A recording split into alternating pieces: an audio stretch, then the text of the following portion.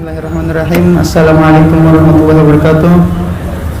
Nah, ngantuk uyuhan sudah ya kalau berataan. Seolah-olah apa? Seolah-olah mengangkat gunung ya. Jadi mudah-mudahan Allah Subhanahu wa taala memberikan kita keistiqomahan.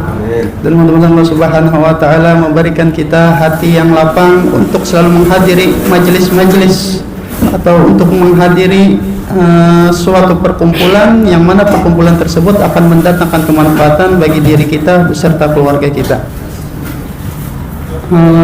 Yang pertama-tama kita bersama-sama mengucapkan puji dan syukur kehadirat Allah Subhanahu wa taala yang alhamdulillah, yang ketika kita datang menghadap Allah Subhanahu wa taala, ya orang tuh ibaratnya penuh dengan kesalahan, penuh dengan kotoran, penuh dengan keburukan, tetapi Allah Subhanahu wa taala masih menanamkan di dalam hati kita sedikit daripada rasa keinginan kita untuk menuntut ilmu. Jadi ini mungkin tanda daripada bahwasanya Allah Subhanahu wa taala menerima atau mencintai kita seberat-beratnya. Jadi mudah-mudahan kita benar-benar dicintai oleh Allah Subhanahu wa taala. Salawat serta salam kita curahkan kepada Nabi Muhammad sallallahu alaihi wasallam. Tema kita padahal mungkin sudah disampaikan kepada Abang Awal, adalah tema santai berfaedah. Sebelum itu kita mudzakarahkan, dalam bahasa Arabnya mudzakarah, sebelum kita obrolkan, ulun beringat daripada cerita ulama-ulama bahari. Jadi ulama-ulama terdahulu itu kebanyakan daripada orang-orang soleh dahulu itu yang menghasilkan orang-orang soleh bukan pondok. Jadi bahari itu kada ada pondok. Jadi dari mana jadi ada mengeluarkan para ulama-ulama soleh? Dari masjid. Nah, kalau pikir zaman kita ini bisa kafe-kafe kayak ini, nanti dalam kafe-kafe ini diadakan majelis-majelis kayak ini, mungkin bisa jadi di akhir zaman ini yang banyak mengeluarkan orang soleh. Jadi mudah-mudahan kita berkat menjadi orang-orang yang soleh. Mudah-mudahan anak-anak kita dijadikan anak yang soleh dan solehah. Jadi kenapa dulu kita jadikan tema kita santai berfaedah dulu. Santai di sini bukan yang dimaksud santainya orang belajar, santai oleh di bawah sembahyang, di bawah majelis, santai dulu aja. Artinya santai orang belajar nih barat-barat, ya jauh untuk barat seolah-olah ini memikul sebuah gunung jabal. Jadi barat benar tuh hendak begal, hendak sembahyang di bawah masjid berjamaah, barat benar. Padahal kau ini nyaman aja. Paling yang namanya contoh di bawah mendengarkan ilmu misalnya, barat mana seolah-olah dapat memikul gunung. Jadi mudah-mudahan kita seberata dimudahkan oleh Allah Subhanahu wa taala dalam melaksanakan kebaikan. Jadi arti santai di dalam tema kita ini mungkin kita artikan, kita ambil di dalam bahasa Arab rahatun. Apa gerak artinya rahat? Di dalam kamus rahat, di dalam kamus bahasa Arab arti rahat itu izalatut ta'ab wal masyaqqah. Artinya hilangnya rasa beban, hilangnya rasa galau. Nah, itu artinya santai. Tetapi mungkin yang cocok lawan kita santai di sini yaitu dalam artian banyak kada, sedikit kada, lebih kada, kurang kada. Itu jalan tengah-tengah. Ibaratnya serba rasuk, amun kebanyakan, amun obat aja kebanyakan bisa bah, mungkin kan lebih tahu amun kebanyakan obat bisa bah orang sebetulnya apa namanya? Gitu ya. Amun kurang karena amun obatnya kurang, penyakitnya malah kan hampir-hampir. Jadi kayak apa sih kira penyakitnya manjur, obatnya nih manjur lawan penyakit, ya disesuaikan dosisnya. Nah, jadi kita mengadakan tujuan kita menamakan tema pada episode pertama ini dengan santai ini, maksudnya mungkin tengah-tengah sedang-sedangnya aja, banyak ada sedikit kada, tetapi mendatangkan keberkahan. Makanya kita tambahkan faidah. Yang mana arti faidah ini mungkin kita artikan dengan barokah. Contohnya aja, ketika kita menghadiri majelis ilmu atau ketika kita belajar di sekolahan, faidah daripada kita belajar tadi tak mengetahui yang asalnya kada tahu menjadi tahu. Nah, itu artinya barokah aja ulama. Artinya barokah itu yang asalnya kada ada misi apa-apa menjadi ada.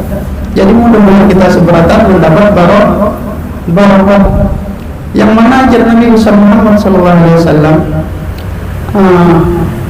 Ya Allah Subhanahu wa ta'ala di dalam Al-Qur'an, man amila shalihan min dzakarin aw untha wa huwa mu'minun falanuhyiyannahu hayatan thayyibah.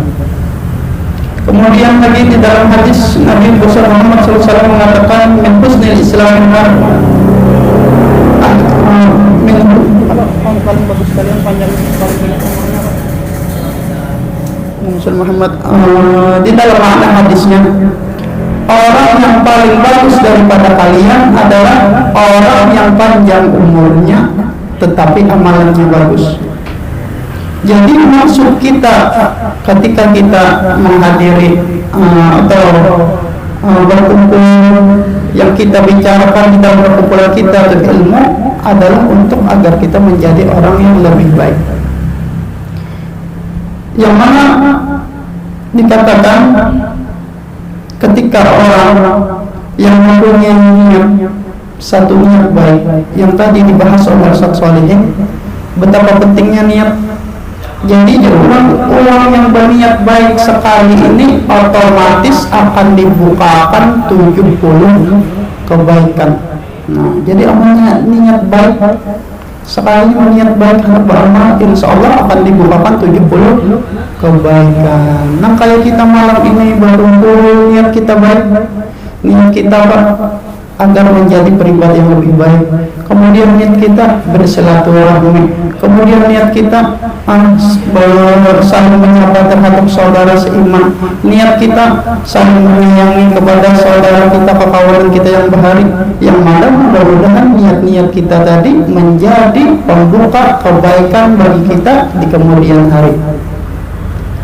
Para jemaah Allah Subhanahu wa ta'ala, ketika kita hidup di dunia ini, pas begawi atau pas berdagang atau pas berumah tangga, yang kita cari pas begawi berkahnya. Ketika berumah tangga, yang kita cari berkahnya. Ketika hendak berdagang pun, yang kita cari berkahnya. Kenapa? Kebanyakan sebelum turun begawi, misalnya nih, sebelum ke pasar, pasti orang merapat mudahan dagangannya berkah. Kemudian lagi pas anak begawi, mudahan hal tinggalnya berkahnya. Itu di dalam hal dunia, maka yang mereka cari berkah. Yang mana ya ulama, bagaimana caranya kita nih agar mendapat berkah? Yang kita cari ini berkah dalam bentuk yang kita cari adalah keberkahan, tetapi bagaimana cara kita mendapat keberkahan dan di mana itu ada keberkahan? Jadi ulama dikatakan bahwasanya barang siapa yang hendak keberkahan di dalam hidupnya, hendaknya dulu langkah pertama yang ia ambil adalah bertaubat kepada Allah. Yang mana taubat ini dikatakan bahwasanya berupa induk daripada segala kebaikan. Jadi amal hendak mendapat kebaikan di dunia, terlebih lagi di akhirat, hendaknya dulu yang pertama langkah yang diambil adalah bertaubat. Sedangkan taubat ini memerlukan syarat. Taubat yang pertama dikatakan ketika kita mempunyai kesalahan kepada Allah, contohnya kita tertinggal salat 5 waktu atau lalai untuk mengerjakan kewajiban. Yang pertama adalah menyesal Salah taubat pertama menyesal aku nih fardu, menyesal. Yang kedua tidak menyesal, mengucap istighfar, meminta ampunan Allah Subhanahu wa taala. Limbah sudah mengucap istighfar. Yang ketiga apa? Yang ketiga hanya ingat berjanji, kadang mau ulangi lagi. Berjanji nih, panjangan hidup di hari kalau akan meninggalkan atau melalaikan kepatuhan. Yang mana barang siapa ulama menjalankan 3 syarat taubat ini, maka pasti Allah Subhanahu wa taala akan menerima taubatnya. Jadi mudah-mudahan Allah Subhanahu wa taala menerima taubat kita berataan. Tetapi ada lagi sebagian orang salihin mengatakan Allah Subhanahu wa taala mengampuni hambanya itu terkadang bukan harus dengan mengerjakan syarat taubat ini. Karena apa?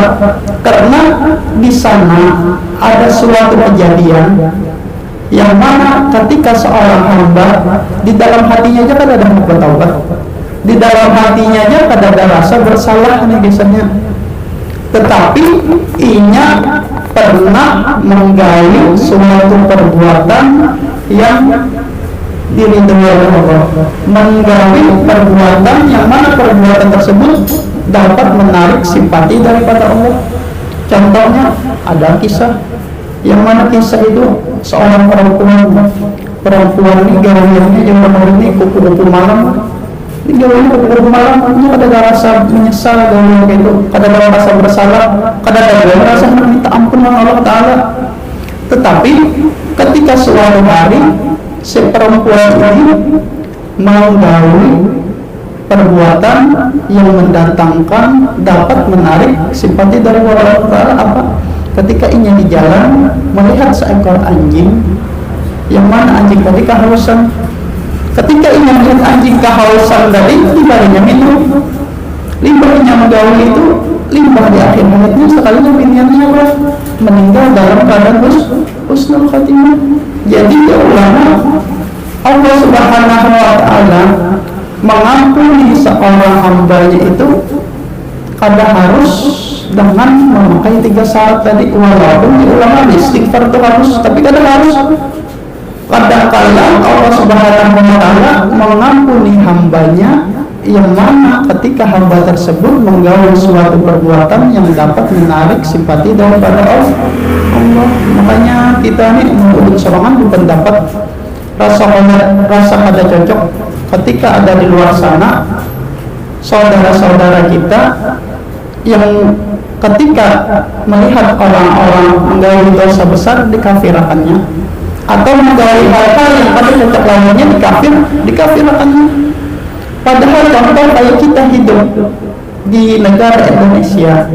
Di Indonesia ini misalnya ada koruptor, ada pekerja kriminal. Si koruptor atau pekerja kriminal tadi ketika dia korupsi, apakah inya tetap menjadi warga Indonesia apa tidak? Koruptornya, ini koruptor berkorupsi jadi warga Indonesia tetap apa dibuang? Tetap menjadi warga Indonesia.